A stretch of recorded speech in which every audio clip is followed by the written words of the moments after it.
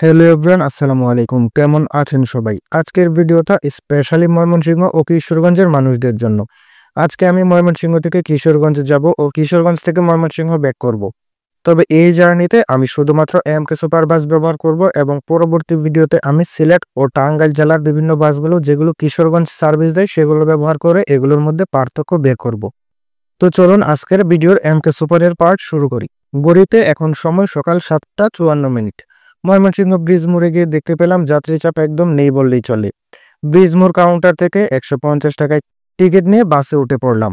আর হ্যাঁ, এগুলোতে কিন্তু কোনো সিট নাম্বার দেওয়া হয় না। এমকে সুপারের ম্যাক্সিমাম বাসে পুরাতন অশোক লেল্যান্ড, টাটা এবং লেল্যান্ড B12 চেসের, এটা নতুন করে বলতে হয় না। এর পিছনে দেখতে পাচ্ছেন মিশকাত ট্রাভেলস লেখা এমকে সুপারের একটি বাস, যেটাই আগে যাতায়াতের ব্যানারে চলতো।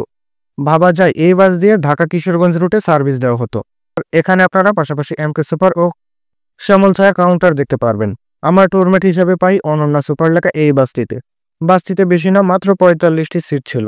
তবে বাসটির ভিতরে ডেকোরেশন দেখে মনে হচ্ছিল বাসটি আগে অনন্যা সুপারের ব্যানারেই ঢাকা থেকে কিশোরগঞ্জ রুটে চলতো। এই বাসটি ছিল অশোক ল্যান্ড B12 চেসের। ছাদের ডেকোরেশন সাদামাটা ছিল, যেটা নর্মালি অন্যান্য লোকাল বাসে দেখা যায়। তবে অবাক করার মতো বিষয় হলো রাস্তার অপর পাশে লোকজন দাঁড়িয়ে থাকলেও কাউন্টার থেকে কেউই টিকিট নিচ্ছিল না।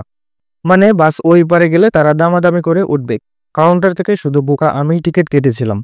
টিকিটের বিষয়টি যেহেতু আসলো, তাহলে ভাড়ার বিষয়টা ক্লিয়ার করি। এই শর্ট রুটে 150 টাকা কোনোভাবেই ন্যায্য ভাড়া হতে পারে না। 150 টাকা ঠিক ছিল যদি তাদের বাসগুলো কোয়ালিটিফুল হতো এবং লোকাল না হতো। যাই হোক, 7:54-তে উঠলেও বাস কাউন্টার ত্যাগ করে 8টায় এবং ব্রিজ মোড় থেকে লোকাল নিয়ে ছেড়ে যায় সকাল 8:10। শুরুতেই কানে আসে অশোক ল্যান্ডের সেই ভাঙচুর করার সাউন্ড, যেটা আমাকে এই পুরো জার্নি জুড়ে শুনতে হবে।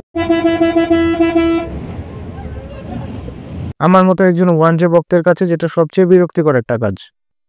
কিশোরগঞ্জ, ময়মনসিংহ পাশাপাশি অবস্থিত এই দুই জেলায় প্রতিদিন হাজার হাজার মানুষের যাতায়াতের প্রধান মাধ্যম এই পরিবহন, তাই আমি এমকে সুপারকেই বেছে নিয়েছি প্রথমে। কারণ সিলেটের বাসগুলো সবসময় পাওয়া যায় না, আবার যাত্রী বেশি হলে কিশোরগঞ্জের যাত্রী নিতেও চায় না। কচ্ছপের গতিতে শুরু হয় আমাদের যাত্রা। বাসের ড্রাইভার আর সুপারভাইজার নিয়ে কোনো কথা হবে না, কারণ লোকাল বাসের ড্রাইভার সুপারভাইজারদের সম্পর্কে তো আপনারা জানেনই। যদিও হাতের 5 আঙ্গুল কখনো সমান হয় না, মাঝে মাঝে লোকাল বাসের হেল্পারদের ব্যবহার দেখেও আমি মুগ্ধ হই। ব্রিজ থেকে বাস ছেড়ে আসে, আবার লোকাল শুরু করে শম্ভুগঞ্জ থেকে। ব্রিজ মোড় থেকে 8:10-এ ছেড়ে শম্ভুগঞ্জ এসে দেখে 8:19 বাজে। অর্থাৎ এতটুকু রাস্তা আসতে সময় লেগেছে 9 মিনিট। দেখতেই পাচ্ছেন আমাদের ড্রাইভারও জানালা দিয়ে মাথা বের করে যাত্রী ডাকছে। তখনই দেখলাম কিশোরগঞ্জ থেকে সাতক্ষীরা রুটের বিআরটিসি নন এসি বাসটিকে। বিআরটিসি কিশোরগঞ্জ, মধুপুর, ঘাটাইল, এলেঙ্গা, বনপাড়া, কুষ্টিয়া, ঝিনাইদহ, যশোর।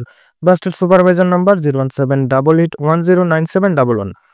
যাই হোক, 6 মিনিট দাঁড়ানোর পর বাস ছেড়ে যায়। কচ্ছপের গতিতে ভ্রমণ শুরু হলেও ময়মনসিংহমুখী এমকে সুপারের ড্রাইভার জানায় যে সামনে ময়মনসিংহ কেন্দুয়া রুটে নতুন চালু হওয়া বিআরটিসি বাসটি নষ্ট হয়ে গিয়েছে। তাই সেই যাত্রীগুলো নিতেই আমাদের ড্রাইভার একটু ট্রেনে যাচ্ছিল, যাতে সেই বাস ঠিক হওয়ার আগেই যাত্রীগুলো নিতে পারি। 5 মিনিটে আমরা সাহেব কাছারির আগের ওই জায়গায় পৌঁছে যাই যেখানে বিআরটিসি বাসটি নষ্ট ছিল। এখান থেকে কয়েকজন যাত্রী নিয়ে আবার যাত্রা শুরু। যেহেতু বিআরটিসি সার্ভিসটি নতুন ও যান্ত্রিক সমস্যা বলে আসে না, তাই আমি ভিডিওতে সেই বাসটির কোনো ক্লিপ রাখিনি। তবে তাদের প্রতি অনুরোধ থাকবে ভালো বাস নিয়ে আসার জন্য। 8:38-এ আমরা পৌঁছাই কলতাপাড়ায়। কলতাপাড়ার এই জায়গাটাতে কিন্তু আগে শেখ মুজিবুর রহমানের একটি বড় মূর্তি ছিল, সেটি এখন ভেঙে দেওয়া হয়েছে। কলতাপাড়ায় এসে যাত্রী নামিয়ে আবার যাত্রা শুরু। ময়মনসিংহ থেকে কিশোরগঞ্জ রুটে বাস সংখ্যা তেমন বেশি না হয় এই রুটে প্রায় সময় ফ্রি থাকে। দুই পাশে সবুজ গাছ থাকায় কলতাপাড়া পার হওয়ার পর এই রাস্তাটি বেশ সুন্দর লাগে। কলতাপাড়া থেকে বের হওয়ার পরই কিশোরগঞ্জ থেকে রাজশাহীর উদ্দেশ্যে ছেড়ে আসা অনেক ট্রাভেলসের সাথে দেখা হয়। রাজশাহী রুটেও ময়মনসিংহ ও কিশোরগঞ্জ থেকে অনেক যাত্রী আসা যাওয়া করেন। অনেক কিশোরগঞ্জ থেকে রাজশাহী ভাই ময়মনসিংহ। কিশোরগঞ্জ থেকে সকাল 7:30, ময়মনসিংহ থেকে সকাল 9:30। রাজশাহী থেকে ছাড়ে সকাল 7টা। কিশোরগঞ্জ কাউন্টার 01750497125। রাজশাহী কাউন্টার 01715299378। এছাড়া এই রুটে আরও সার্ভিস দেয় অনন্যা। কিশোরগঞ্জ থেকে রাজশাহী ভাই ময়মনসিংহ। কিশোরগঞ্জ থেকে ছাড়ে সকাল 7:30, রাজশাহী থেকে সকাল 7টা।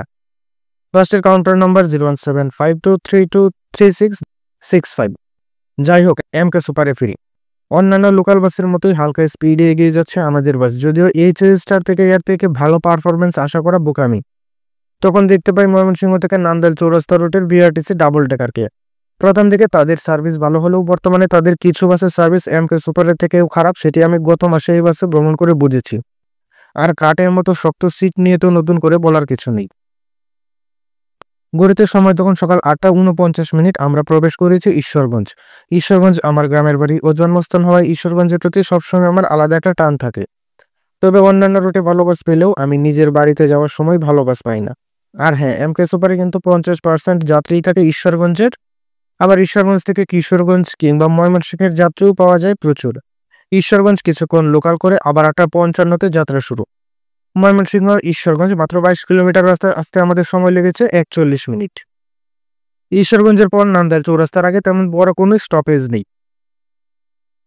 ঘড়িতে সময় তখন 9:55। বাস বরপোল এন্ট্রি নিল।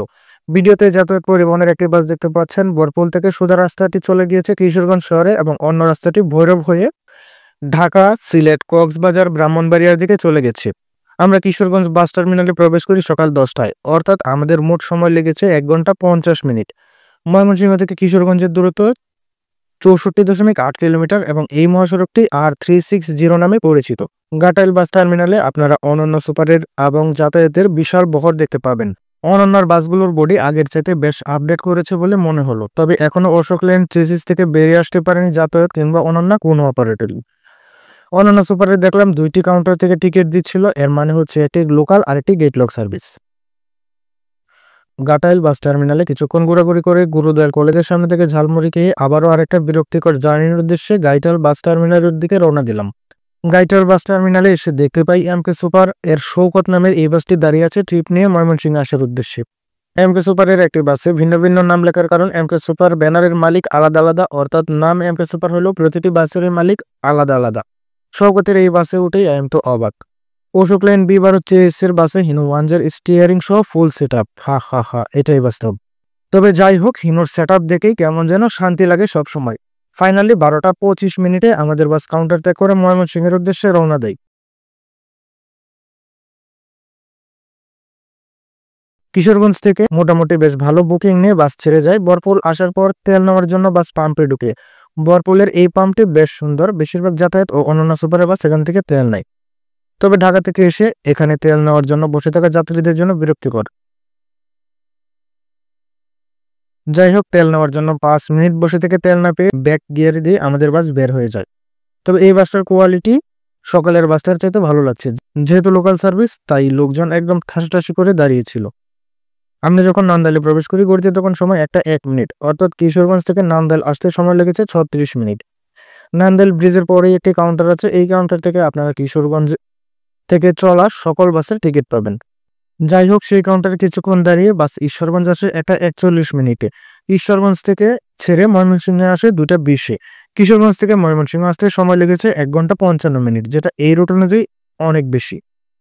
আমার মনে হয়েছে সিলেট কিংবা টাঙ্গাইলের কোনো বাসে আসলে এই দূরত্ব হয়তো 1 ঘন্টা 10 মিনিট বা 1 ঘন্টাতেই কভার করে ফেলা সম্ভব ছিল।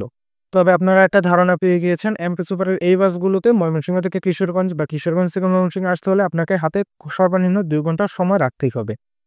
পরবর্তী ভিডিওতে আমি ময়মনসিংহ থেকে কিশোরগঞ্জ কোন বাসে যাব কমেন্ট করে জানিয়ে দিবেন। ভিডিওটি কেমন হয়েছে অবশ্যই কমেন্ট করে জানাবেন। পাশাপাশি আরও তথ্যবহুল ভিডিও পেতে আমাদের চ্যানেলটি সাবস্ক্রাইব করে আমাদের পাশেই থাকবেন। ধন্যবাদ সবাইকে।